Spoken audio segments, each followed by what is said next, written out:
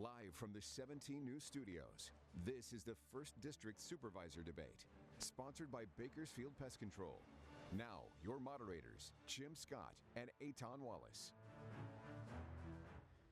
Good evening to you. Thank you so much for joining us tonight for the debate featuring the candidates for the 1st Supervisorial District. These 3 men are hoping to earn your vote for the next 4 years. And speaking of the 1st Supervisorial District, here is a map of the district. The sprawling 1st District covers much of northeastern Kern County, from Ridgecrest and China Lake to communities in the Kern River Valley and on into the southern San Joaquin Valley and rural areas surrounding northeast and even northwest Bakersfield. All right, let us introduce you to the candidates now, if you would. From left to right, we have, first of all, Darris Stevens. He is 57 years old and a resident of Lake Isabella. He is married with 2 children and 2 grandchildren. He is a U.S. Marine Corps veteran, a former sheriff's deputy, and currently a businessman in the Kern River Valley. He's also serving his 2nd term on the Board of Trustees for the South Fork Union School District, and he is chapter president of the American Legion Post 711. David Fluhart is 47 years old and a resident of the mountain community of Havilah. Mr. Fluhart is a farmer and a self-described marijuana advocate.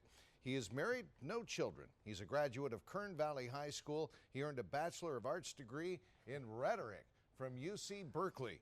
He also holds a teaching credential from CSU Bakersfield.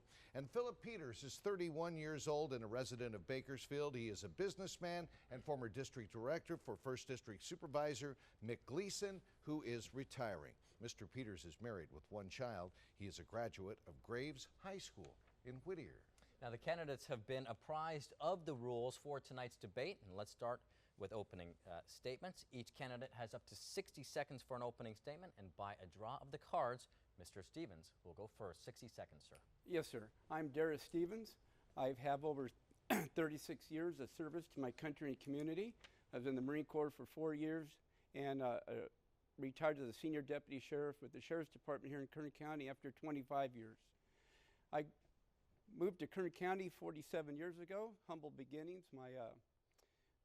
My mother was single, was a hairdresser. It was a little bit of a problem in high school, like many of us are. And I was one of the first police explorers ever in the city of Ridgecrest. As a result of that, I went to Police Explorer Academy, got introduced to the Marines, went in the Marine Corps. In the Marines, I was a marksmanship instructor, military police, 15 seconds. And got hired by the Sheriff's Department in 1987 through 2012. I received the Award of Valor, and I've received awards for every location I had worked, whether it be the Marine Corps, the desert, the mountains, and Bakersfield. All right, I want to correct myself. I said that Mr. Peters is a graduate of Whittier High School. It's Garces High School, and I apologize. No problem. For no Rams. For the error. All right. Thanks so much. All right, Mr. Fluhart, we will go next to you for your opening statement. 60 seconds. Good evening. I'm David Fluhart. I'm from Havilah, nice small little village up in the mountains. 1st county seat, 1866. I guess I'm the, zany flower child, farmer, advocate, gadfly that's trying to save the world and make utopia. It's a big plan. Now, it's a real plan, but it's a big plan, and it's got a lot of moving parts, and honestly, I don't think I can explain it in this 30-minute debate between three other, candidates. So I'd like to challenge each of you to a future, very, laid-back Lincoln Douglas debate in the future. Hopefully, we can make it into a charitable situation. We could, have hors d'oeuvres and sit down and have some nice conversation about the issues and make some money for charity. Hopefully you guys will take me up on the offer. All right. All right, thank you. Mr. Peters, your opening statement. Well, first I wanted to thank you, Jim and Eitan, for hosting this debate and all the Channel 17 team. And I also wanted to thank viewers tonight for taking time out of their busy day to tune in and get informed on the issues. I have always been passionate about serving the community, and I believe serving as Kern County Supervisor would be an excellent opportunity to continue those efforts. Our way of life here in Kern County is under constant attack from Sacramento. Their policies are contributing to things like crime and homelessness, and they're constantly overburdening our local industries that not only provide jobs, but they provide the resources needed to combat these issues. As a small business owner with a background in the oil industry, I've seen firsthand the negative impacts these overregulations have on our county. I am looking forward to standing up to Sacramento, to standing up for Kern County, to standing up for our first responders to ensure public safety, and using both my public and private sector experience to do this while maintaining my role as a staunch advocate for the taxpayer. Gentlemen, thank you. Let's go to our questions now. First question, Supervisor Mick Gleason, the man you all hope to replace on the Board of Supervisors. He has a reputation as being a straight shooter, a man of principle, a supervisor who has stayed above the fray of partisan bickering on the Board of Supervisors. If elected, what should voters expect from you in that vein? Let me start with you, Mr. Stevens. Sure. If elected, they're going to have, like I said, 35 years of service to country and community. The Marine Corps taught me leadership and no excuses. You got to get the job done. Going into the Sheriff's Department, nobody knows more what is going on at ground zero, what's happening in the community, than a deputy sheriff on patrol. I became a sheriff investigator, had to investigate crimes, had to follow up with them. No deputy sheriff is dispatched if something good happening. It's going to be something bad. So nobody has more knowledge than I do what is happening out there on the streets. When I retired, I became a small business owner. I had a lot of issues dealing with the county. We talk about the state a lot. The county was my biggest burden opening up, and nobody knew what to do. If I called planning, they referred me to the supervisor. Supervisor referred me off to somewhere else. Actually, I had to hire a consultant so I could get my business open in South Lake Cycle. That should not happen in Kern County. Thank you very much. All right. Mr. Fluhart, what about your predecessor, the man you hope to replace here? Will you conduct yourself in a like manner? I first of all would just have to say I have the utmost respect for Mr. Gleason. I call him Captain McGee, and let me tell you, it's with pure respect. I'll follow him anywhere. He has done an excellent job with Kern County. I could list a list of successes that people don't realize. It'll be hard to follow in his footsteps, and I would say I would go further and take what he has done a next step to a better Kern County. I'll do that regardless if I win or not. And it'll be tough to follow him, and I'll say one thing is I will be, if I'm on that board, as quiet as possible because I know my mouth can sometimes get me in trouble. And I'll definitely take a different perspective towards gadflies that go up and say X, Y, and Z. All right. Thank you for your candor, sir. We appreciate it. Mr. Peters. So I've had the pleasure of working for Supervisor Gleason for the last 5 years. I currently serve as his district director.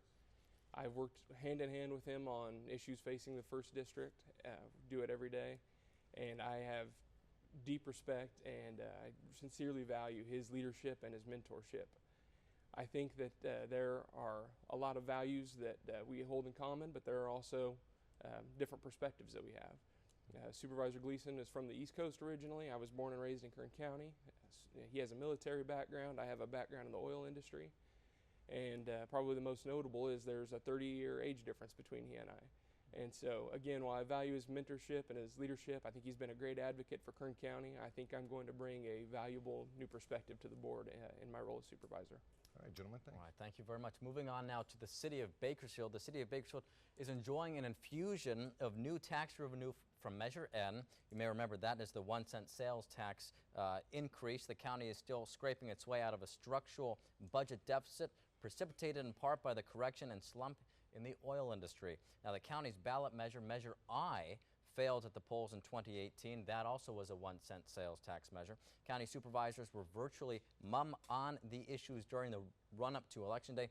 If you were sitting on the Board of Supervisors today, would you vote to put a 1-cent county sales tax measure before the voters in November? And second, would you publicly support it? Mr. Peters, we are going to begin with you. Sure.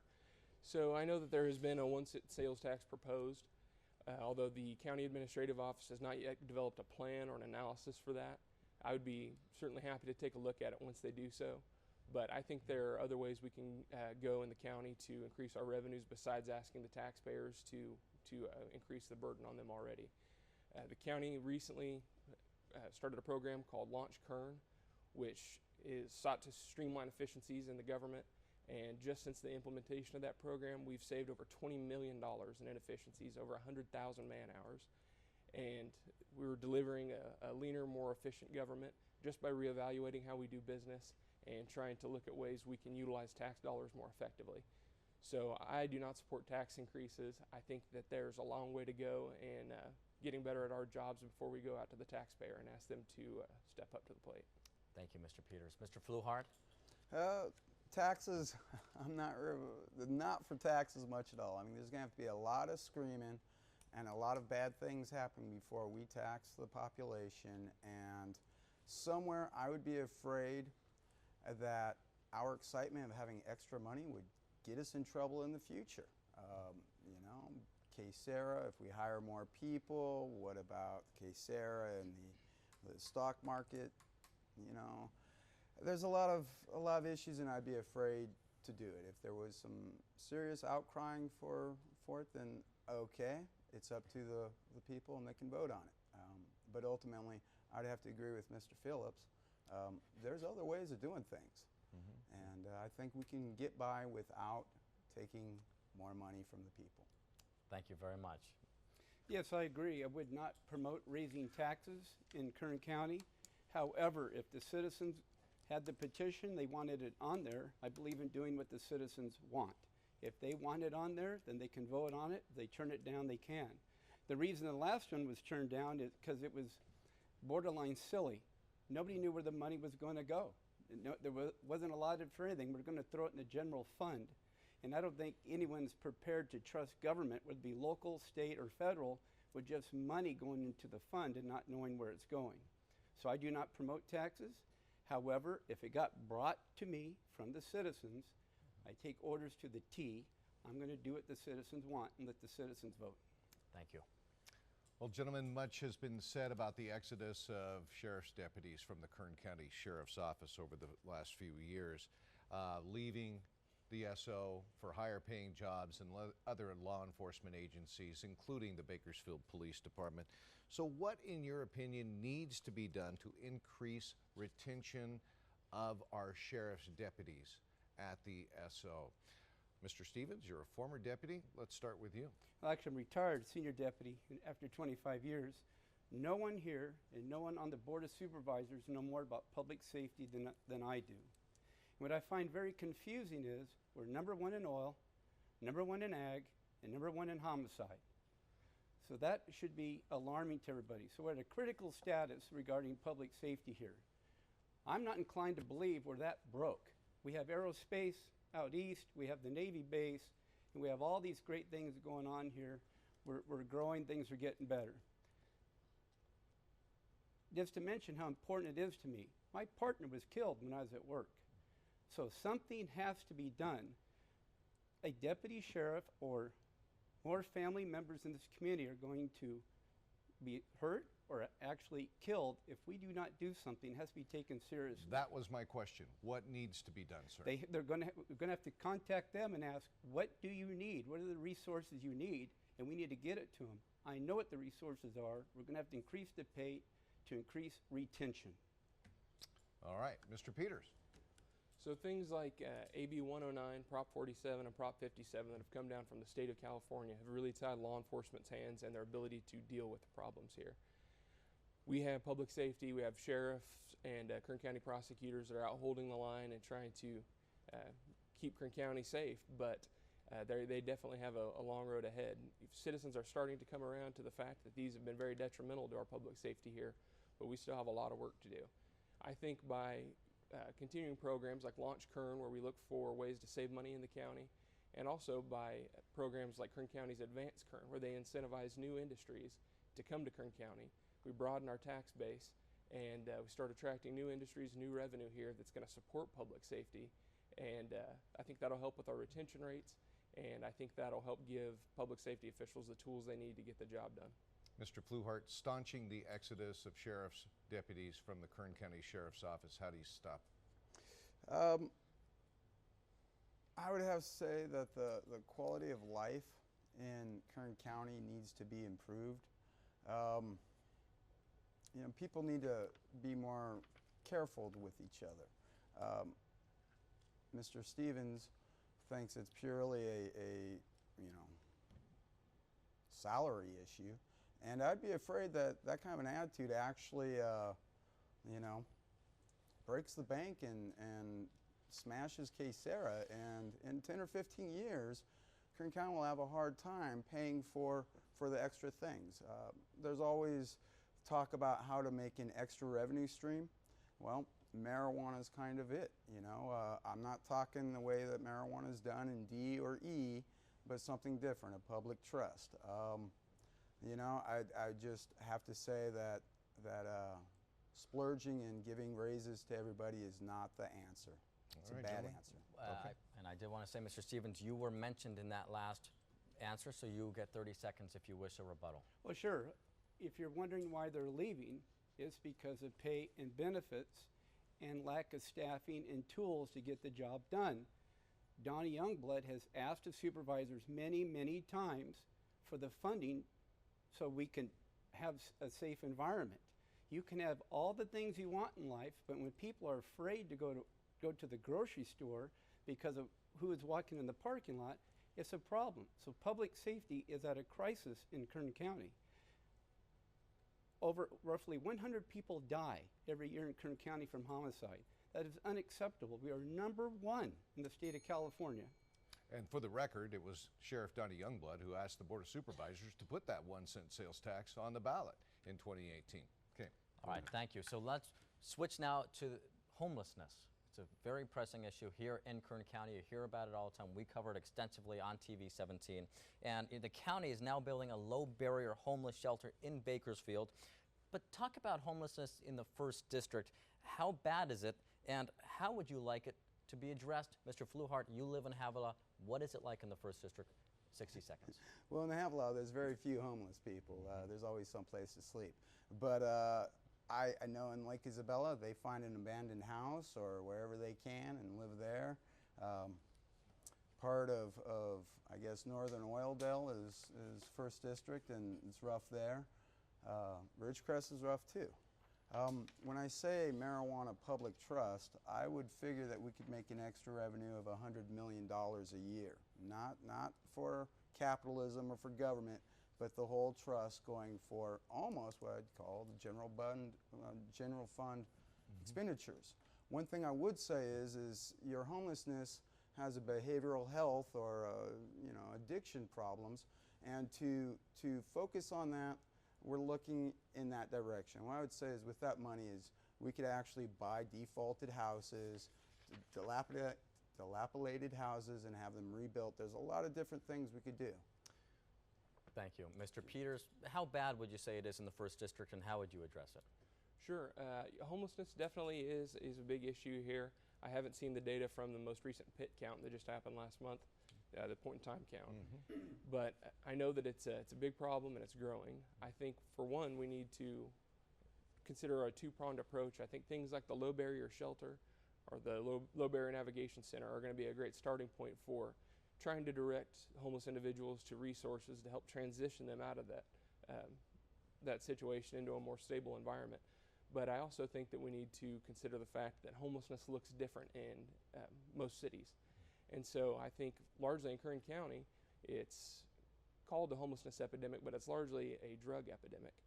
And I think that there need to be more mental health professionals, medical professionals, public safety officials coming to the table and saying, okay, not only how do we treat the symptoms, but how do we approach this from the top down, and how do we stem the flow of homelessness into our community and try and prevent it from spiraling out of control? Thank you. Mr. Stevens? My 25 years of professional service in Kern County, homelessness is not a drug epidemic. Some of them have mental health issues, some of them have drug issues, some of them are hard on their luck. It's not a drug epidemic. I've taken the head counts with the VA of the people up at the lake and other areas. None of them were under the influence of any drug or methamphetamine. Alcohol, yes. So what we're going to do with the homeless is we're going to have to triage them. We're going to have to figure out, is it an alcohol? Is it drug? Is it mental health? Which one came first? Who knows? So they got to be triaged. Then they're going to be treated by the professionals. Then after whatever given time the professionals decide, they will be transferred back out into the community. We're going to have to track them. I call it the homeless experiment. Not on the homeless, but it's an experiment of delivery of services, which this problem was not created by us. So you're going to have to triage them, treat them, and transfer them back out to the community. Hopefully they start a good life. Thank you. And staying on, well, you three are going to be on the ballot this election day, obviously, but so will two measures that would regulate medicinal marijuana sales in the county. Measure E is a county drafted measure. Measure D is sponsored by the Central Valley Cannabis Association. Do you support either measure? And Mr. Fluhart, you've told us in this debate already, you are the expert here. You are a cannabis farmer. Let's start with you. Do you support either measure and why? Between the government and capitalism and the black market, which is about $10 cheaper, the permitting, fining, feeing, and taxing of marijuana will not mitigate the damages. And when I say a public trust, it is to develop, protect, and promote a good marijuana. The money is basically for the county, not necessarily county spending it, but for the county and their projects. As far as D or E, the public trust is in a different realm than those other two. So I care less what they do. I mean, personally, they both have their problems. I feel sorry for the old dispensaries that are now out of business, and on the other hand, I also think that the county is a little bit strict. One thing we know is nobody wants the messy, tacky dispensaries on their block. And to be clear, though, the original question was, do you support either measure? You're saying you don't care? What is your answer? I'm torn. I like David Abbasi. He's a capitalist. I love Kern County. It's the government. They're not going to figure it out either way. So. All right. Thank you. Mr. Peters, do you support either measure? So I will just say right now, I am not personally in favor of marijuana, but it is a reality that we have to deal with here in California since it's been legalized. We can't restrict it any further than what's legally allowed at the state level, so we have to figure out how do we regulate it best at the county level. We need to bring in more mental health, public health, medical and public safety individuals to find out ways that we can regulate it and minimize the negative impacts it has on the community. I don't believe Measure E or D effectively addresses these issues, so personally, I don't support them. Thank you very much. Mr. Stevens. Yes, in my experience, that if we're going to have marijuana available for medical purposes, it must be well regulated. When I was a senior deputy, I was at a marijuana grow where they had the license up, and I called the doctor, and they did not know they were speaking to a senior deputy, and I was able to get a prescription ordered for $60 so I could have plant some marijuana. So if we're going to have it as in Measure E, I would only promote Measure E because it's coming, because it is well regulated, it's away from housing, it's away from other businesses, it's away from schools, because this is coming to Kern County if we want. So we better figure out how to regulate it before we're told how to regulate it from the state. All right, gentlemen, we have just about a minute and a half before closing statements. Let me ask you this and ask you to answer it in 30 seconds each, please. If elected, where will you focus your energy? What is at the top of your to-do list? Let's start with you, Mr. Fluhart. 30 seconds, please. Okay.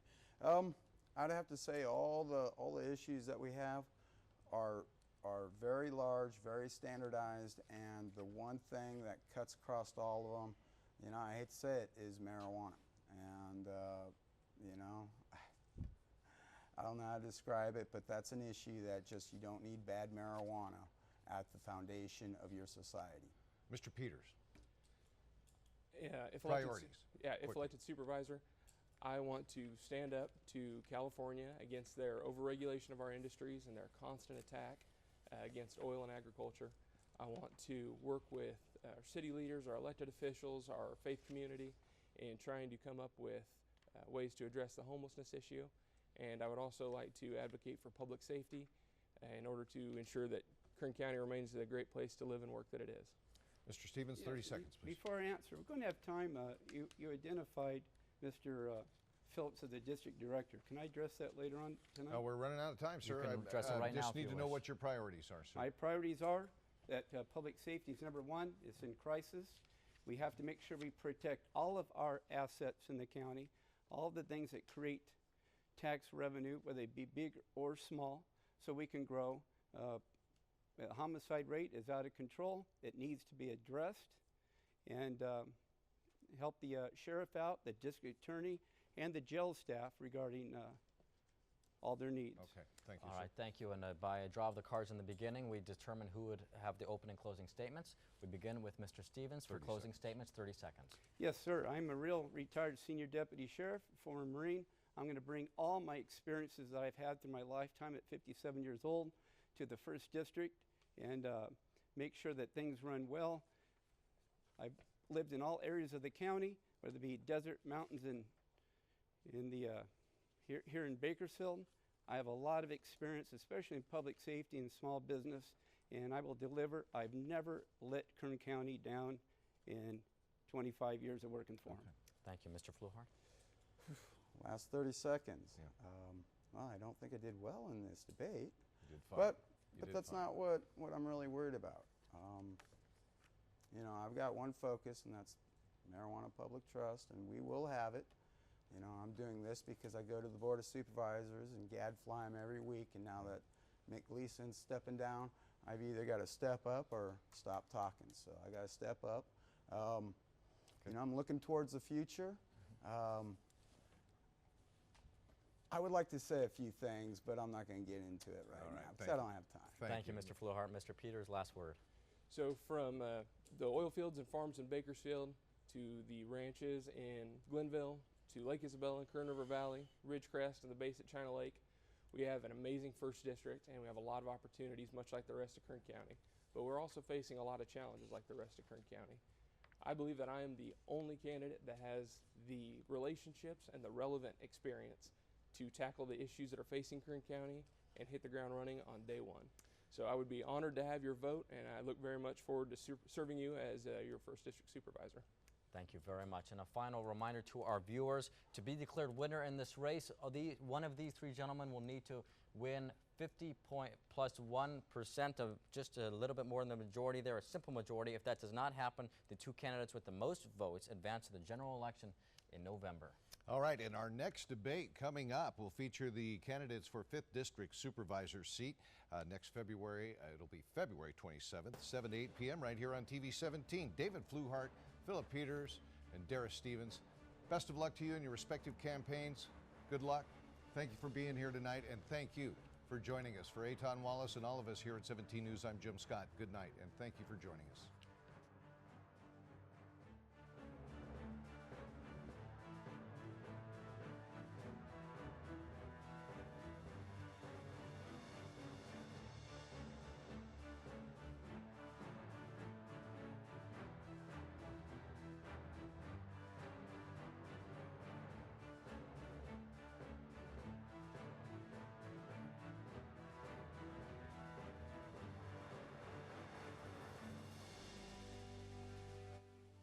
Sponsored by Bakersfield Pest Control.